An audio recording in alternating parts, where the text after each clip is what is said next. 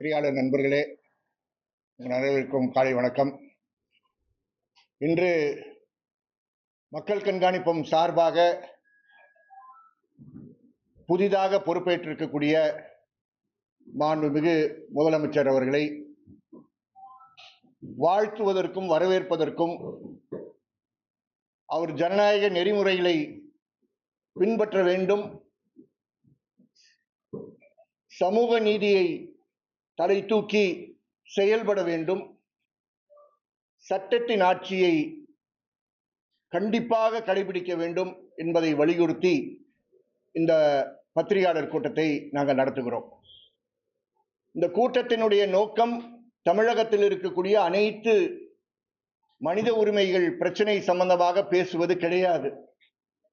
ஒரு அரசு சாரா அமைப்பின் என்ற முறையில் ஆட்சியை வரவேற்பது, முதலமைச்சரை வாழ்த்துவது, ஆனால் பொதுமக்களுக்கு பொறுப்பேற்றிருக்கக்கூடிய முதலமைச்சர் மனித உரிமை அரங்கில், குறிப்பாக காவல்துறை மரணங்களில் இறந்தவர்கள் சார்ந்து அவர் எடுத்திருக்கக்கூடிய பணி, அவருடைய கட்சியில் இருக்கக்கூடிய அனைவருக்கும் முழுமையாக அறியாத அவருடைய மகத்தான ஒரு பணியை வெளிக்கொணர வேண்டும் என்ற நோக்கத்துடன் அடுத்த வாரம் 22ஆம் தேதி ஸ்டெர்லைட் போராட்டத்தின் விளைவாக உயிர் நீத்த 16 நபர்களுக்கு நீதியை வலியுறுத்த வேண்டும் என்ற ஒற்றை நோக்கத்துடன் இந்த பத்திரிகையாளர் கூட்டத்தை நடத்தி கொண்டிருக்கிறோம்.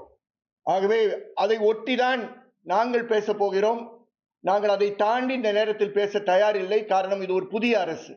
ஆனால் இந்த புதிய அரசினுடைய ஏற்கனவே எடுத்திருக்கக்கூடிய, பொதுமக்களுக்கு மறைக்கப்பட்டிருக்கக்கூடிய அவர்களுடைய மிக முக்கியமான ஒரு நிகழ்வை இந்த பத்திரிகையாளர் கூட்டத்தில் வலியுறுத்தி, மே 22ஆம் தேதியை ஒட்டி இந்த ஆட்சி அவர் ஏற்கனவே கொடுத்திருக்கக்கூடிய உத்தரவாதத்தின் அடிப்படையில் என்ன செய்ய வேண்டும் என்பதை வலியுறுத்தி 3 கோரிக்கைகளை முன்வைக்க விரும்புகிறோம். இதுதான் இந்த பத்திரிகையாளர் கூட்டத்தினுடைய வரம்பு. அதற்குள் நாங்கள் இருக்க விரும்புகிறோம். ஆகவே அதை தாண்டி நாங்கள் போக விரும்பவில்லை. அதை தயவு கூர்ந்து நீங்கள் ஏற்றுக்கொள்வீர்கள் என்று எதிர்பார்க்கிறேன். முதலாவதாக, ஜூலை மாதம், சென்ற ஜூலை மாதம் 14ஆம் தேதி, ஜூலை 14th 2025, நான் ஆங்கிலத்தில் இருக்கக்கூடிய பிரஸ் ஸ்டேட்மெண்ட்ல அதை ஒரு ஹிஸ்டாரிக் மைல்ஸ்டோன் என்று கூறியிருக்கிறேன். அதற்கு காரணம், இதுவரை எந்த அரசியல் கட்சியும் தேசிய ரீதியில் இது போன்ற ஒரு கூட்டத்தை நடத்தவில்லை. அந்த கூட்டத்தை நடத்தியவர் தான் இன்று நம்முடைய முதலமைச்சராக இருக்கக்கூடிய காரணத்தினால் அதை பற்றி முதலில் பேச விரும்புகிறோம். அந்த கூட்டத்தில் மிக அமைதியாக, அந்த கூட்டத்தில் முழுமையாக பங்கேற்ற தோழர் ஆசீர்வாதம், எங்களுடைய மாநில ஒருங்கிணைப்பாளர் இங்கு அமர்ந்திருக்கிறார். ஆகவே நேரடியாக அந்த கூட்டத்தில் பங்கேற்ற திரு ஆசீர்வாதம் அவர்களை அந்த கூட்டம் சார்ந்த கருத்துக்களை பகிர்ந்து கொள்ள அழைக்கிறேன். நண்பர்களே, தோழர் ஆசீர்வாதம் அவர்கள் சுமார் 10 மாதத்திற்கு முன்பு நடந்த மக்களுக்கு தெரியாத ஒரு நிகழ்வை எடுத்து கூறியிருக்கிறார். அந்த நிகழ்வில் மிக முக்கியமானது என்னவென்றால், பாதிக்கப்பட்டவருடைய நம்பிக்கையை இப்போது இருக்கக்கூடிய முதல்வர் பெற்றார் என்பதை நாங்கள் வலியுறுத்த விரும்புகிறோம். கோரிக்கைக்குள் அவர் இறங்கியதன் காரணமாக அதை தொடர்ந்து இருக்கக்கூடிய கோரிக்கைகளை முதலில் நான் பேச விரும்புகிறேன். பேசும் பொழுது மதுரையில் நாம் மறந்துவிட வேண்டாம். இன்று மதுரை சிறையில் சாத்தாங்குளத்தினுடைய 9 தண்டிக்கப்பட்ட குற்றவாளிகள் சிறையில் இருக்கிறார்கள் என்பதை மறந்துவிட வேண்டாம்.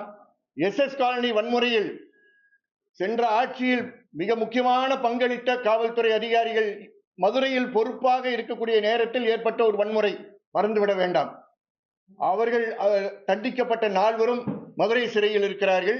அஜித்குமார் வழக்கில் குற்றவாளிகளாக சேர்க்கப்பட்டிருக்கக்கூடிய 6 நபர்கள் சிறையில் இருக்கிறார்கள். இந்த பின்னணியில் தான் இப்போ விஜய் அவர்கள், மாண்புமிகு முதலமைச்சர் விஜய் அவர்கள் சென்ற 10 மாதங்களுக்கு முன்பு எடுத்து வைத்த கோரிக்கைகளை முழுமையாக முன்னல் வைக்க விரும்புகிறேன். ஒன்று, நாங்கள் கேட்பது, அதை ஞாபகப்படுத்தி அவரிடம் கேட்பது, நீங்கள் தயவு செய்து இது போன்ற காவல் மரணங்களில் இறந்தவர்கள் வழக்கில் விசேஷ நீதிமன்றங்களை நியமனம் செய்து, தேவைப்பட்டால் எங்க விசாரணை முறையாக செல்லவில்லையோ அங்க ஸ்பெஷல் இன்வெஸ்டிகேஷன் டீம்ஸ், விசேஷ புலனாய்வு குழுக்களை உருவாக்கி, நாங்கள் சிபிஐ சிபிசிஐடி எல்லாம் சொல்லல, SIT-ஐ குறிப்பிடுகிறோம், நியமனம் செய்து அவர்களுக்கு விசாரணைகளை அங்கே கொண்டு செல்ல வேண்டும். இதெல்லாம் குறிப்பாக இந்த சென்ற ஆட்சியில் நடந்த மரணங்கள் சார்ந்து வலியுறுத்த விரும்புகிறோம். இரண்டாவதாக, யாருக்கெல்லாம் காம்பன்சேஷன் இன்னும் கொடுக்கப்படவில்லையோ அவர்களுக்கு முழுமையான காம்பன்சேஷன் கொடுப்பதற்கு அஜித்குமார் வழக்கில் மதுரை உயர்நீதிமன்ற பெஞ்ச் என்ன ஒரு ஸ்டாண்டர்டை செட் பண்ணி அவருக்கு 32,500 ரூபாய், 32,50,000 ரூபாய் நஷ்டஈடு கொடுத்தார்களோ அதே ஸ்டாண்டர்ட், அதையும் நிலமும் ஒரு குடும்பத்தில் ஒருவருக்கு பணியும் கொடுத்தார்களோ அதே ஸ்டாண்டர்ட் படி இந்த ஆட்சியில் அவர்கள் உடனடியாக அறிவிக்க வேண்டும். இதெல்லாம் அவர் 10 மாதங்களுக்கு முன்பு கொடுத்த உத்தரவாதங்கள் என்பதை ஞாபகப்படுத்துகிறோம். மூன்றாவதாக, ஏற்கனவே SC/SC சட்டத்தில் இருக்கக்கூடிய பதிவு செய்யப்பட்ட வழக்குகள் வேகமாக விசாரணைக்கு கொண்டு சென்று, எந்த வழக்குகள் முழுமையாக விசாரணை நடத்தாமல் கொண்டு செல்லப்பட்டிருக்கோ அது SC/SC வழக்கில் கொண்டு சென்று SC/ST சட்டத்தில் இருக்கக்கூடிய அனைத்து வாய்ப்புகளும் காம்பன்சேஷன், பென்ஷன் போன்றவர்கள் அவர்களுக்கு கொண்டு செல்ல வேண்டும் என்று கேட்டு, இறுதியாக இந்த கோரிக்கையில் தமிழகத்தில் இதுவரை தேசிய ரீதியில் சித்திரவதை தடுப்பதற்கு ஒரு சட்டம் இல்லாத பட்சத்தில் தமிழகத்தில் இவருடைய ஆட்சியில் கண்டிப்பாக சித்திரவதையை தடுப்பதற்கான ஒரு சிறப்பு சட்டத்தை கொண்டு வர வேண்டும் என்ற கோரிக்கையை முன்வைக்க விரும்புகிறோம். இது முதல் பாகம். இரண்டாவது பாகம் மே 22ஆம் தேதியை ஒட்டி, உங்கள் அனைவருக்கும் தெரியும், மே 22ஆம் தேதி என்பது அடுத்த வாரம் ஸ்டெர்லைட் இறப்புகள் 16 இறப்புகள். நான் மறுபடியும் வலியுறுத்தி கூறுகிறேன், 13 என்று பலர் கூறுகிறார்கள். முழுமையான இறப்புகள் என்பது 16. அந்த 16 இறப்புகள் நடந்து 8 ஆண்டுகள் அனுசரிக்கக்கூடிய தினம். அந்த 8 ஆண்டுகள் அனுசரிக்கக்கூடிய தினத்தில் பாதிக்கப்பட்டவர்களுக்கு ரொம்ப அக்கறை உள்ளவராக, நம்பிக்கை கொடுக்கக்கூடியவர்களாக நடந்து கொண்ட மாண்புமிகு முதலமைச்சரை பார்த்து 22ஆம் தேதி நீங்கள் அறிவிக்க வேண்டிய கோரிக்கைகளை இந்த நேரத்தில் நான் குறிப்பிட்டு கூற விரும்புகிறேன். மறந்து விடாதீர்கள், இது நடந்த சம்பவம் அதிமுக ஆட்சியில் நடந்திருக்கலாம். அருணா ஜெகதீசன் நீதியரசருடைய அறிக்கை, தற்காலிக அறிக்கை 2021ஆம் ஆண்டு மே மாதம் வந்தது என்று உங்களுக்கு தெரியும். அந்த மே மாதம் வந்த அந்த இன்டர்ம் ரிப்போர்ட்ல சிலர் பாதிக்கப்பட்ட நபர்களுக்கு நஷ்டஈடு கொடுக்கப்பட்டது என்பதை ஏற்றுக்கொள்கிறோம். ஆனால் இறுதி அறிக்கை 22ஆம் ஆண்டு தான் முழுமையான இறுதி அறிக்கை கொண்டு வரப்பட்டது.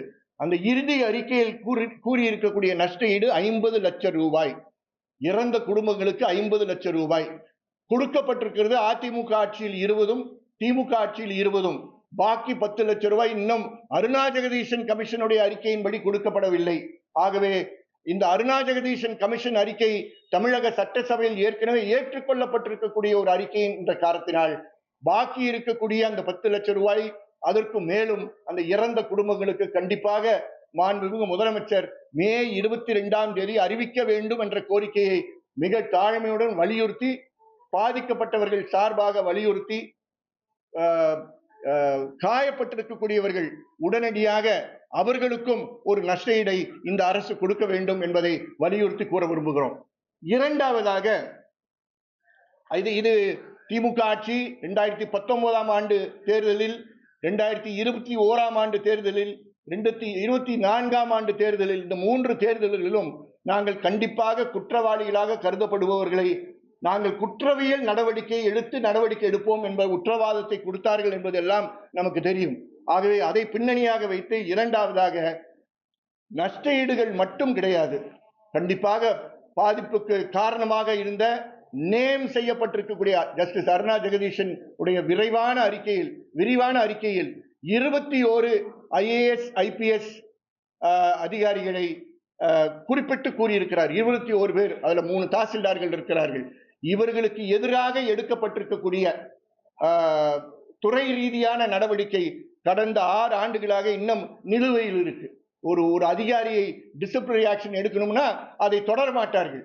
அதை தொடராமல் சென்ற அவருடைய ஆட்சி காலத்தை முடித்து விட்டார்கள். ஆகவே அவர் துவக்கிய இந்த டிசிப்ளினரி ப்ரொசீடிங்ஸை குறிப்பிட்ட காலத்திற்குள் முடித்து வைக்க வேண்டும் என்று இந்த ஆட்சியினுடைய முதலமைச்சர், காவல்துறைக்கு பொறுப்பேற்றிருக்கக்கூடிய முதலமைச்சர் அவரிடம் மிக பொறுப்புடன் கேட்க விரும்புகிறோம். மூன்றாவதாக, ஏற்கனவே குறிப்பிடப்பட்டிருக்கின்ற 21 நபர்கள் சார்ந்த விசாரணை, ஒரு ஸ்பெஷல் இன்வெஸ்டிகேஷன் டீமை நீங்கள் நியமனம் செய்து நீதிமன்றத்தில் அதை சால்வ் பண்ண வேண்டியது உங்களுடைய பிரச்சனை, உங்களுடைய ஆட்சி செய்ய வேண்டிய பொறுப்பு. ஸ்பெஷல் இன்வெஸ்டிகேஷன் டீமை போட்டு முறையாக ஜஸ்டிஸ் அருணா ஜெகதீஷன் கமிஷன் என்கொயரியில வந்திருக்கக்கூடிய சாட்சியங்களை அடிப்படையில் ஸ்பெஷல் இன்வெஸ்டிகேஷன் டீம் இன்வெஸ்டிகேட் பண்ணி குற்றப்பத்திரிகை தாக்கல் செய்து கைது செய்ய தேவைப்பட்டால் அவர்களை கைது செய்து உடனடியாக குற்றவியல் நடவடிக்கையை எடுக்க வேண்டும் என்பதை வலியுறுத்தி கூறுகிறோம். காரணம், அந்த 21 நபர்கள் பட்டியலில் இருக்கக்கூடிய இருவர்கள் ஓய்வு பெற்று விட்டார்கள் என்று வருத்தத்துடன் நான் கூறுகிறேன்.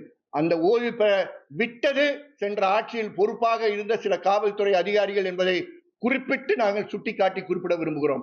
ஆகவே அந்த போக்கு தொடரக்கூடாது என்றால் மே 22ஆம் தேதி அதையும் மாண்புமிகு முதலமைச்சர் அறிவிக்க வேண்டும் என்ற 2வது கோரிக்கையும், 3வது, எந்த காவல்துறை அதிகாரிக்கு எதிராக வழக்கு தொடரப்படாத அந்த பின்னணியில் 100 பேருக்கு எதிராக, போராட்டத்தில் ஈடுபட்ட 100 பேருக்கு எதிராக மதுரை சிஜிஎம் கோர்ட்டில் கடந்த 4 ஆண்டுகளாக வழக்குக்கு அந்த 100 பேரும் வந்து கொண்டிருக்கிறார்கள்.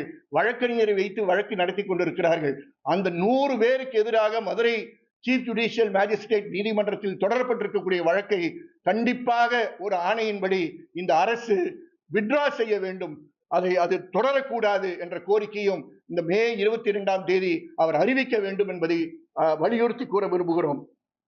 இந்த நடவடிக்கைகள் மே 22ஆம் தேதி இந்த ஆட்சி எடுத்தால் ஜூலை மாதம் 14ஆம் தேதி அவர்கள் அந்த 20 குடும்பங்களை பார்த்து கொடுத்த அந்த உத்தரவாதங்கள், அந்த கிரியேட் பண்ண அந்த நம்பிக்கைகள், நான் கண்டிப்பாக உங்களுடன் பயணம் செய்ய தயார் என்று கூறிய வார்த்தைகளுக்கு உண்மையான அர்த்தம் கிடைக்கக்கூடியது இந்த அறிவிப்பாக இருக்கும் என்ற காரணத்தினால் மிக மிக பொறுப்புடன் ஒரு அரசு சாரா அமைப்பு என்ற முறையில் அரசு சாரா அமைப்புகளுடைய குரல் இந்த ஆட்சியில் கேட்கப்படும் என்ற நம்பிக்கையில் தொடர்ந்து பல அரசு சாரா அமைப்புகளுக்கு வாய்ப்பு அளித்து அவர்களுடைய கோரிக்கைகளை கேட்கக்கூடிய ஒரு அரசாங்கமாக இந்த அரசாங்கம் ஜனநாயக ரீதியாக தொடர வேண்டும் என்று வாழ்த்தி நாங்கள் இந்த பத்திரிகையாளர் கூட்டத்தை முடித்துக் கொள்கிறோம். இது சார்ந்து விளக்கங்கள் எது தேவைப்பட்டால் அந்த விளக்கங்களை நீங்கள் கேட்டுக்கொள்ளலாம். அதிகாரிகள் பழைய அதிகாரிகள் தான் இருக்காங்க, அவங்க முறையா அதை நடைமுறைப்படுத்த சென்ற ஆட்சியில் இருக்கக்கூடிய அதிகாரிகள் தான் சென்ற ஆட்சியில் இருக்கக்கூடிய மரியாதைக்குரிய முன்னாள் முதலமைச்சரை தடுமாறி செல்வதற்கு காரணமாக இருந்தார்கள் என்ற குற்றச்சாட்டை இந்த நேரத்தில் பதிலாக கூற விரும்புகிறேன். ஆகவே புதிதாக வந்திருக்கக்கூடியவர்கள் பழையவர் செய்த அந்த தவறுகளை இவர் செய்வதற்கு துணிய மாட்டார் என்ற காரணத்தினால் தான் கூறுகிறேன். ஆட்சியை நடத்துபவர்கள் அரசாங்கம், அதுக்கு ஏற்ற ஆலோசனைகளை பெறுவதற்காக அட்வைசர்ஸ் வெவ்வேறு துறை சார்ந்தவர்கள் அவர்கள் தேடி சரியானவர்களை தேடி ஆலோசனைகளை பெற்று ஆட்சியை நடத்த வேண்டும் என்ற காரணத்தினால் தான் இதை கூறுகிறேன். எந்த விதத்திலையும் ஆபீசர்ஸ் மேல அந்த ரெஸ்பான்சிபிலிட்டியை போடுறது சரியாக இருக்காது. அது ஆட்சியின் மேல் தான் நாம் கேட்க வேண்டும். எந்த ஆட்சிக்கும் வரவேற்க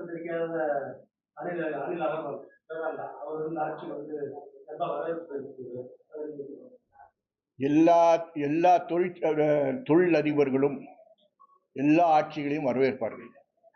அது அவர்கள் தொழில் சார்ந்த கோரிக்கை. அதனால அவங்க வரவேற்க கூடாது என்றெல்லாம் நாம் சொல்ல முடியாது. அவர் வரவேற்றிருக்கிறார் என்றால் வரவேற்றுக் கொள்ளட்டும். ஆட்சியில் முடிவெடுக்கும் பொழுது ஏற்கனவே இருக்கக்கூடிய தீர்ப்புகளின் படியும் உச்ச நீதிமன்றத்தினுடைய கட்டளைகள் படியும் சட்டத்தில் இருக்கக்கூடிய நெறிமுறைகளை படியும் ஆட்சியை நடத்த வேண்டிய பொறுப்பு ஆட்சிக்கு உண்டு. அந்த நிதானம் கண்டிப்பாக இந்த ஆட்சிக்கு இருக்கும் என்று நாம் நம்புகிறோம். நான் முதல்ல சொன்னேன், ஜோசியக்காரர் சமாச்சாரத்தை இன்னொரு ஜோசியக்கார்கிட்ட கேட்காதீங்க. நான் இந்த பத்திரிகையாளர் கூட்டத்தினுடைய வரம்பை நான் தெளிவுபடுத்தி விட்டேன். இந்த வரம்பை தாண்டி நானும் போக விரும்பவில்லை. நீங்கள் அதை மதிப்பீர்கள் என்ற காரணத்தினால்தான் முதலில் நான் கூறியிருந்தேன். அந்த ஜோசியக்காரராக இருப்பது மற்ற விஷயங்கள்லாம் நமக்கு கருத்து வேறுபாடுகள் பல விஷயங்களில் இருக்கலாம். எங்களுடைய நோக்கம் என்று மே 22ஆம் தேதியை அவருடைய வாக்குறுதி ஒரு 10 மாதத்திற்கு முன்னாடி கொடுத்த வாக்குறுதியை வைத்துதான் வலியுறுத்தி இருக்கிறோம். தயவுசெய்து தப்பா நினைத்துக் கொள்ள வேண்டாம். கண்டிப்பாக நேரடியாக சந்திப்பதற்கு நடவடிக்கைகள் எடுப்போம். அவர்கள் ஒரு செட்டில்டு கவர்மெண்ட் ஆன பிற்பாடு நாங்கள் அவரை அணுகுவதற்கு கண்டிப்பாக முயற்சிகள் எடுப்போம். சந்திப்பதற்கு வாய்ப்பு கிடைத்தால் நல்லது.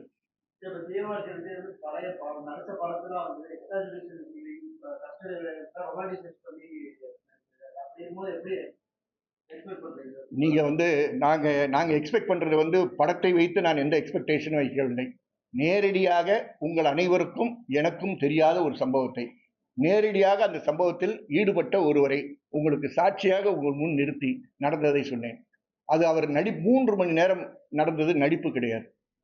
அந்த 3 மணி நேரம் ஒரு பயங்கரமான, இதுவரையும் சரித்திரபூர்வமாக இது போன்ற நிகழ்ச்சி நடக்காத ஒரு நிகழ்வாக அந்த நிகழ்வை பார்த்தோம்.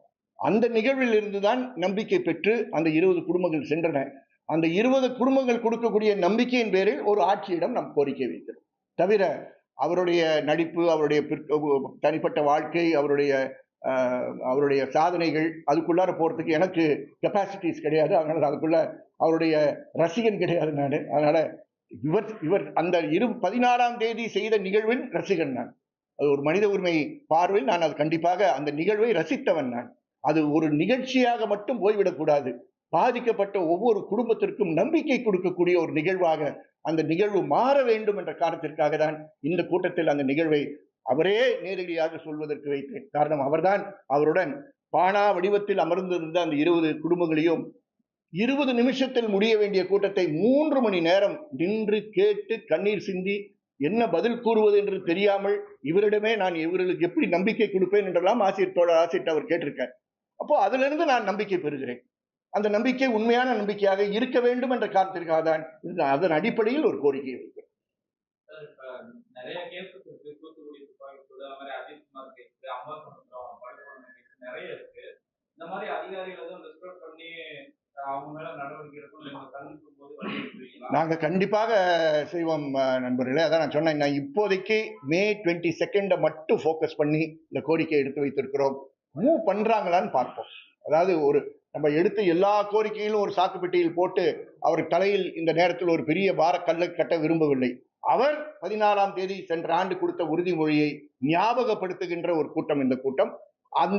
அந்த கூட்டத்தில் ஏற்படுத்திய நம்பிக்கையின் அடிப்படையில் 22ஆம் தேதி அடுத்த வாரம் வருவதன் காரணமாக இந்த 22ஆம் தேதி இந்த 16 குடும்பங்களுக்கு செய்ய வேண்டிய பணிகளை நீங்கள் செய்ய முயற்சித்தீர்கள் என்றால் நீங்கள் கேட்ட பல கேள்விகளுக்கு அதிலே பதில் அடங்கும்.